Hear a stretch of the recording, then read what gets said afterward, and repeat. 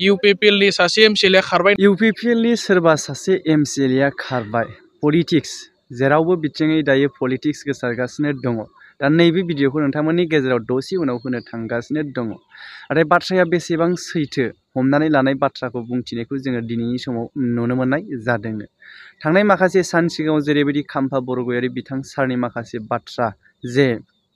बिजेपिआव हाबैसिगोननि गोबां गोसारदोंमोन नाथाय बिथाङा हाबहैगोन हाबैया दासिमबो बियो थिग जायाखै आरोबाव मोनसे पलिटिक्स गोदान मोनसे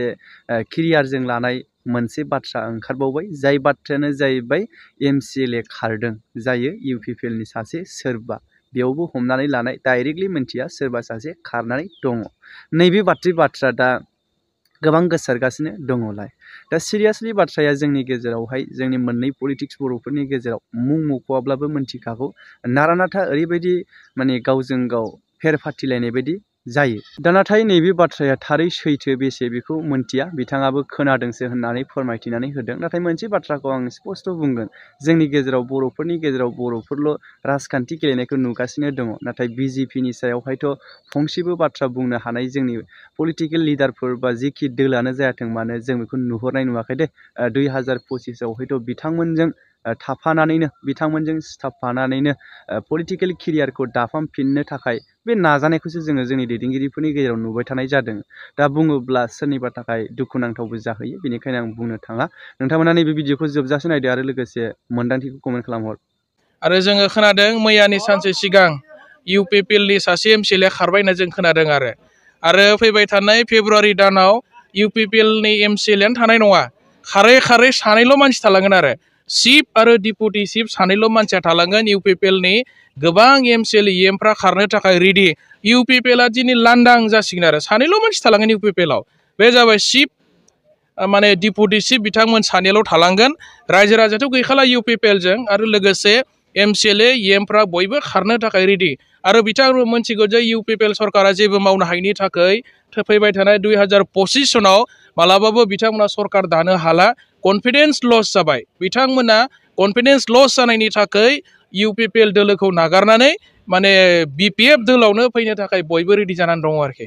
मेम्बारशिप ड्राइभआथ' जेबो गैया माखासे जेबो बुजि मोनै जायफोरा माने मबाइल नाम्बारखौनो सेरनो रोङा बिथांमोन बायदिनोखौ मबाइलखौ बिनानै सेरलाबायनानै मोनसे अटिपि फैयो वान टाइम पासवर्ड बे पासवर्डखौ लानानै बिथांमोना मेम्बारशिप जाबाय होननानै फोरमायबाय थादों आरो बेजों जेबो लाब जानाय नङा भटार रायजोआ माने इलेक्सन खाथियावसो डिसिसन लायो सोरनो भट होगोन सोरनो भट होआ 6 मास सिगां बोसोरसे सिगां 2 बोसोर सिगां मेम्बारशिप ड्राइभ खालामनायनि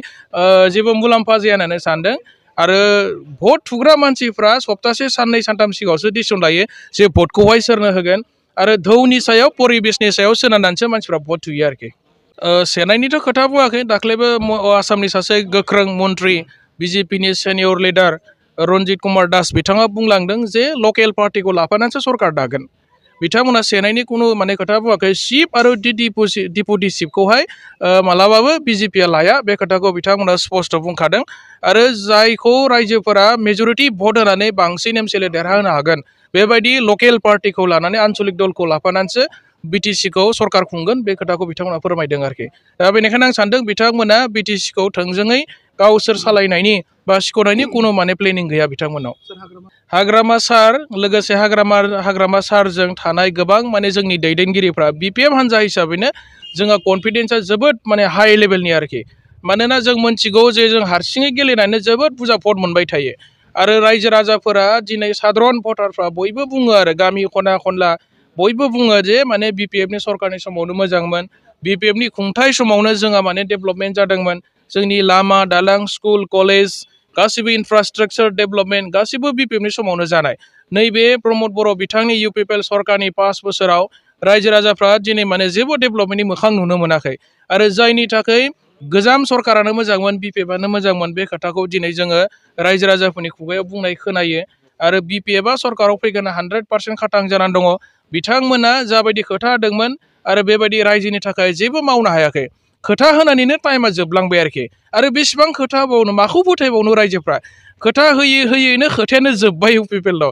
माखौ खोथा होबावनो खोथा होनो गोनाङानो गैला दा बिथांमोना बेबायदि खोथा होयैनो रायजोफोरखौ गोदै गोदै राव बुंनानैनो 5 बोसोर समखौ बारलांबाय मावनो थाखाय जेबो खामानियानो गैला आरो मावनोबो समबो गैखाला दा बेनिखायनो बिसास खालामनाया रायजोफोरा बिथांमोननि सायाव जि बिसास दंमोन बियो दिनैनि तारिखाव जिर' जाफैबाय आरोखि आरो बिसास खालामनाय नंला रायजोफ्रा बिथांमोनखौ।